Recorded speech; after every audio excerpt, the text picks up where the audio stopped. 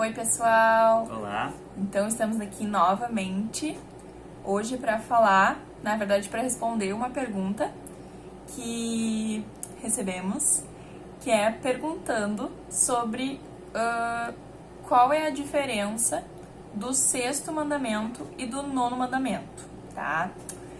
Então, né, qual a diferença, qual a semelhança, o que eles estão relacionados ou não, como é que funciona o negócio. Então, a gente veio esclarecer algumas coisas que a gente nota que acontece. Claro que não somos doutores nem nada, a gente deu uma estudada, né? Lemos o catecismo, que é sempre a base, e vamos partilhar um pouquinho com vocês. Mas, o que é o sexto mandamento? Fala aí, amor. O sexto mandamento é justamente do não pecar contra a castidade. Isso. E o nono mandamento é não cobiçar a mulher do próximo. Então, temos muito assunto sobre isso. Acho que primeiro que a gente precisa esclarecer, e algo que as pessoas confundem muito, é o que é a castidade, né? Fala aí, amor, o que é a castidade? Tá. Então, a castidade é uma virtude humana, que se obtém pela graça de Deus, claro, que nos permite ter domínio das nossas paixões e vontades da carne, né? E orientar os nossos desejos todos para Deus, né? Então, por causa da corrupção do pecado original, no qual nossa alma foi manchada, né? Claro, é limpo pelo batismo, mas a gente continua sofrendo os efeitos desse pecado original. A carne humana, né? A nossa alma, principalmente a nossa alma, tem uma dificuldade de poder conter os instintos mais naturais e primitivos do homem, né? Então, todos os seres precisam, sei lá, se procriar e precisam, enfim, ter relações sexuais e buscar o ato sexual como um método de perpetuar a espécie, claro. Procriação. Isso é natural, isso faz parte do projeto de Deus. Contudo, por causa da nossa concupiscência, ou seja, a nossa tendência que é de se entregar aos desejos da carne, desejos, né, humanos, a gente acaba perdendo o controle sobre essas coisas. Tá? Então, os nossos sentidos não estão ordenados, nossas paixões não estão ordenadas.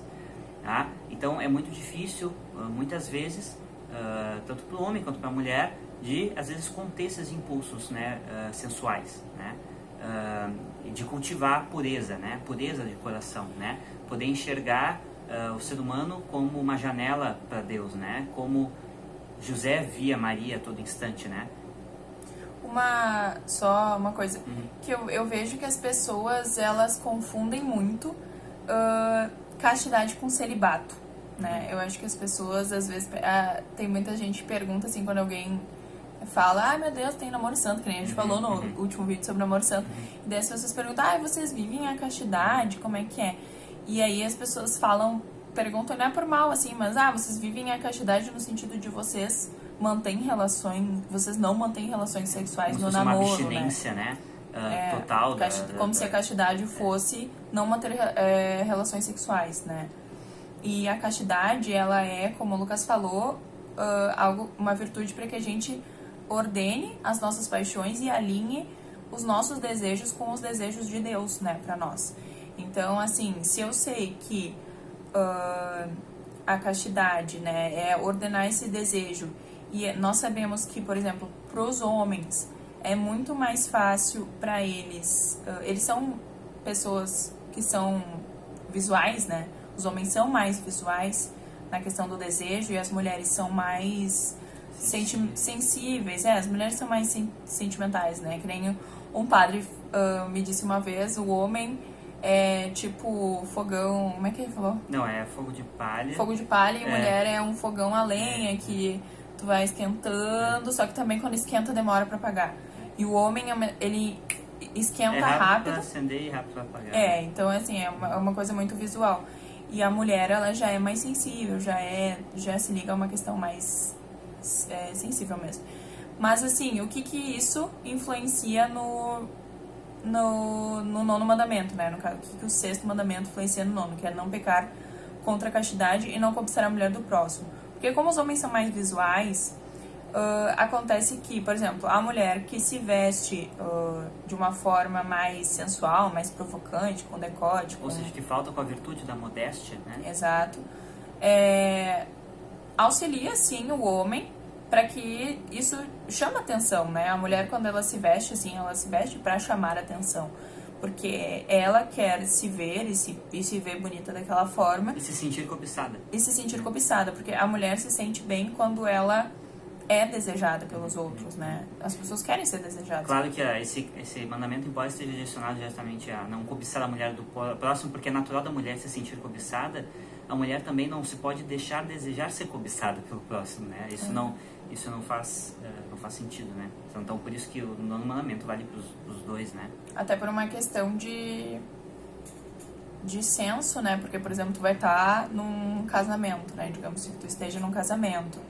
Eu não vou usar uma mini saia, um decote pra sair com meu marido, sabendo que outros homens vão olhar e vão desejar, né? Na verdade, em circunstância alguma deveria fazer isso, né? Não Exato. importa se tu tá sendo casado ou não, porque... Sim, mas porque eu digo que é mais grave ainda, entendeu? Claro, é mais grave ainda. Mas é aquela história. A castidade e tanto os 10 mandamentos valem para qualquer um. Inclusive, a castidade, ela se estende para o matrimônio também, né? Porque, como a gente disse, ser casto não significa abster-se do ato sexual. Dentro da castidade, a pessoa pode ver sua castidade dentro do matrimônio ou dentro do celibato. O celibato, sim, ela é uma vocação específica para se viver a castidade de forma mais espiritual e plena com Deus, né? E aquele que é solteiro e que se sente chamado ao matrimônio, ele vai viver a sua castidade e guardar a sua castidade para Deus no seu matrimônio, né? Ele vai viver a sua castidade dentro do seu casamento, né? Então, uma relação sexual, quando prevista dentro e nos conformes daquilo que Deus pede para nós no Sagrado Matrimônio, ela deve ser casta. Existem casais que são casados na igreja e não vivem a castidade dentro do seu casamento, né? Seja por desordem de outro tipo, né? Mas assim, às vezes com a própria esposa não consegue viver a castidade no seu relacionamento, né? Com sua esposa. Então, às vezes, para quem é solteiro, parece que fica um pouco mais claro, né? Mas para os casados também tem isso. Então, as regras aqui, tanto para padres quanto para casados, é a mesma. A única diferença é que o padre está casado com a igreja e o homem, né, o leigo, ele é casado com a esposa, que é a igreja também. Então, e só para desvincular isso de castidade e celibato, a castidade... Desvincular não, né? Mas deixar claro que existe uma certa diferença, né? Que, por exemplo, a castidade é uma ordem dos nossos desejos. Então, ela tá ligada com os nossos desejos, por exemplo, na gula, né? Tá ligado com a gente ordenar isso. Então, a raiz é na virtude da temperança. Exato. É a virtude que nos ajuda a ordenar as nossas vontades, né? Exato. Então, tá ligado na gula, tá ligado... Todos aqueles desejos que a gente sabe, a gente nota, na verdade, isso, que são a mais do que aquilo que a gente realmente precisa, que extrapolam e que, no fim, a castidade vem para nos libertar, né? Libertar que a gente não vire escravo desses desejos que a gente tem. Vontades, né? Então, assim, meu Deus, tenho, né, falando de uma coisa boba, mas, tenho vontade de comer um pedaço a mais de bolo. Tá, mas eu já comi o bolo, eu já tô satisfeita. Será que eu realmente preciso comer esse bolo, sabe? E aí, no fim, não, mas eu preciso muito. Então, eu viro escrava daquela minha vontade. Né? E eu sei que, no fundo, isso vai ser ruim pra mim, tanto pra minha alma, que eu vou deixar desordenar, tanto pra minha carne, pro meu corpo, que vai ser ruim pra minha saúde, né? E a castidade tá aí também pra nos libertar e nos ajudar a fortalecer todos os sentidos, tanto a alma quanto o corpo. E cultivar a pureza, porque a pureza nos leva a não cobiçar a mulher do próximo. Né? A pureza, nem sempre aquele que cobiça a mulher do próximo, é muito difícil uma pessoa que não vive a castidade não cobiçar a mulher do próximo. Essa é uma regra, né? Quem não vive a castidade vai cobiçar a mulher do próximo em algum momento. Não tem fácil. como. Porque é exatamente isso. A pessoa já tá tu não tá acostumada. cultivando na tua alma uma pureza, tu não tá cultivando na tua disciplina, na tua ordem, né, pessoal, de olhar para uma mulher e não desejar ela como um pedaço de carne para ser consumido, né? De forma animalesca. Até porque se a pessoa não vive a castidade, ela não vai ter, às vezes, um filtro para, por exemplo, se pra ela é um hábito ver materiais inapropriados, né, sei lá, pornografia, ela já vai estar com aquilo na alma dela, já vai estar com aquilo incrustado nela, a um ponto de se tornar tão comum e tão acessível que na rua, se ela enxerga algo que chame atenção, ela vai... Se torna mais sensível a isso, né? Ela vai... E uma coisa complementa a outra. Quanto mais eu mutilo o meu olhos, aí a concupiscência dos olhos, São João fala disso, né? A concupiscência da carne, dos olhos e da soberba da vida, né? Então, a concupiscência dos olhos é isso. Eu vou estimulando a minha imaginação e a minha mente com coisas que eu não devo ter.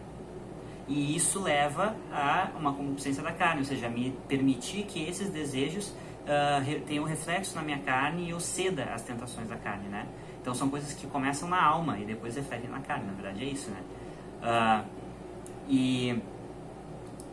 E essa questão de manter a pureza nos permite enxergar a pessoa como uma alma que deve ser levada para Deus, nos né? leva a uma amizade, uma né? amizade com Deus. Aquele e com amor nós, né? mais... Como é que eu posso dizer? Não, amor puro, amor um pleno, amor amor puro. mais ágape, não tão... Claro que assim, o amor eros, ele possui uma função dentro do matrimônio, né? Ele é necessário. Mas o amor eros jamais vai ter que estar acima do amor ágape. Se eu só tenho amor eros com a minha esposa, o meu matrimônio é incompleto, né? Sim. Então, eu não posso cobiçar a minha esposa, mesmo ela sendo minha esposa, de uma maneira que me desordene os meus sentidos. Porque a gente vira animais, né? A gente se torna refém daquilo. O fato de eu ter ela como minha esposa, ou vice-versa, Não né? quer dizer que... Não quer dizer que ela é uma propriedade carnal minha, né? Não é uma coisa assim, tipo, como se fosse um objeto de posse. Ela continua sendo Não é minha porque esposa. tu casou, né? que tu assinou um papel, agora eu posso fazer o que eu quiser. Não é assim que funciona, né? A vida não é Então, isso requer uma... Sim. Mas o que a gente quer dizer é que o sexto e o nono mandamento, eles são muito complementares um ao outro, né? Porque um leva ao outro. Então, se a gente vive a castidade, ou seja, se a gente ordena as nossas paixões, é muito mais fácil a gente não cobiçar a mulher do próximo.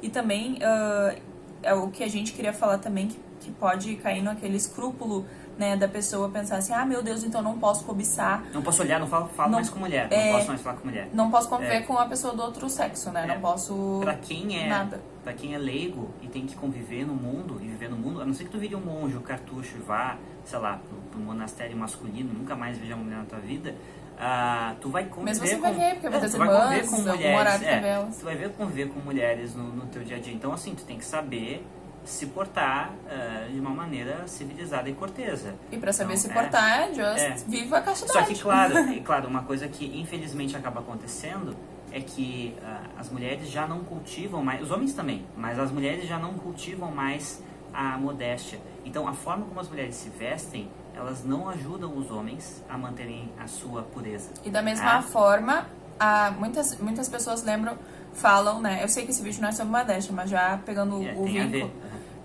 Muitas pessoas falam da modéstia feminina, mas a modéstia masculina não está tanto no vestir, porque geralmente os homens, né, isso não nos atrai, mas é no portar, é no jeito de falar, no jeito de olhar, porque a mulher é mais sensível. Então, dependendo de como o homem olha pra ela, do jeito que o homem trata ela, do jeito que, sei lá, na conversa, às vezes na lábia que transpassa alguma coisa a mais, às vezes no próprio jeito de não ser delicado com a mulher, isso também, né, não é modesto da parte do homem.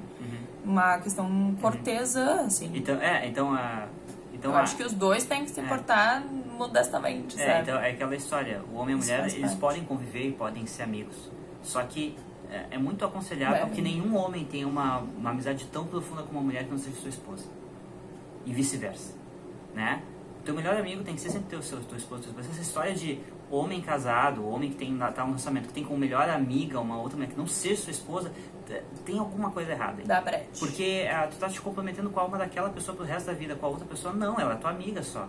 Então tem que saber associar essas coisas. Isso também faz parte da... Aí sim, esse talvez seja um celibato um pouco mais espiritual que o marido e a esposa têm, né? O padre, ele abre mão de ter relacionamento, né, com uma mulher, com uma família, para se dedicar inteiramente a Deus e à igreja. E o homem também, ele abre mão de todas as outras mulheres para poder estar com a sua família. Né? Então, não convém que o homem e a mulher que estejam com um relacionamento, né, estejam com um compromisso, se deem certas liberdades, né, que podem sugerir coisas que acabam desvirtuando a pureza do coração de um amigo, ou uma coisa do tipo, seja, a si próprio. Ou seja, a gente é muito fácil de de desandar o patê. É, Falando é, do modo chulo. é, é. É muito fácil da gente É. se entregar pra aquilo que não é certo, né? Pra aquilo que não vem de Deus. Então, por isso Não que é vem importante vigiar. de Deus. É vigiar e ter disciplina. Isso, né? e não andar naquela linha, assim, na linha tênue entre uma coisa e outra, assim. Tentar evitar ao máximo. Se tu sabe que aquilo não vai te levar pra Deus, ou se tu sabe que aquilo, assim, talvez isso me dê vontade de fazer, né, uma coisa que não me leva pra Deus, bom, então não vai ali perto, sabe, evita, porque isso é importante, Muitos santos, evitar. para evitar o pecado, cometiam em si mesmo, eu não estou dizendo que a gente precisa fazer isso, mas cometiam contra si mesmo flagelos mesmo, né? Tinha, não vou lembrar o nome do santo agora, qual tem foi. vários, Que se atirou nos espinhos. Tem vários, tem um que Né? jogou pra não na pecar contra a neve, castidade, jogou na neve, se você já assistiu por algo causa, assim. Então, masturbação e tal, e ele contra a jogou castidade. na neve. Pra Então, evitar enfim, a fadiga. a gente tem que descobrir meio de mortificar a nossa alma para não cair Pra ser melhor. nessas tentações. Então é isso. Então o sexto e o nono mandamento estão bem vinculados, mas ao mesmo tempo a gente tem que saber diferenciar, saber o que é a castidade de fato, saber o que é cobiçar, né? Cobiçar com os olhos e evitar com que esses meios sensíveis, o olhar, a fala, tragam para nossa alma e deixem, né, levar para dentro, para nossa alma, coisas que não nos levem para Deus. Então eu espero que a gente tenha esclarecido. Era uma pergunta, a gente fez um vídeo de 50 horas, mas espero que a gente tenha conseguido esclarecer algumas coisas. Falamos sobre modéstia, falamos sobre virtude, falamos sobre várias coisas que são importantes e é algo que a gente também tenta viver todo dia, né?